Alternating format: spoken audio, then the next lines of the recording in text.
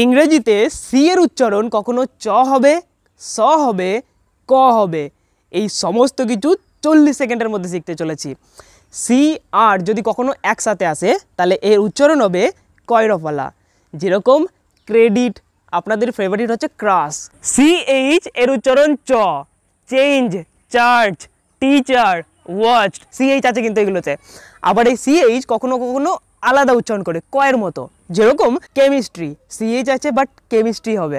এরকম অনেক কটা ওয়ার্ড আমি কমেন্ট সেকশনে দিয়ে রেখেছি। এই সি এর পরে যদি এ ও ইউ চলে আসে তাহলে এর উচ্চারণ ক হবে, যেরকম কলেজ, কিউরিয়াস, আরও অনেক কিছু আছে। সি এর পরে যদি ই আই ওয়াই থাকে তাহলে এর উচ্চারণটা হবে দন্ত স, মানে স এরম উচ্চারণ।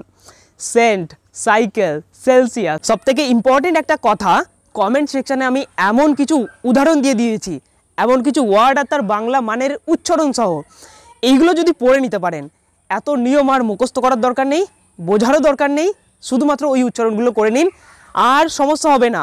রিডিং করাতে আমার খুব ভালো লাগে। যদি রিডিংয়ের আরও ভিডিও দরকার হয় আমাকে কমেন্ট করে দিন, কোন টপিক নিয়ে আনবো। টাটা।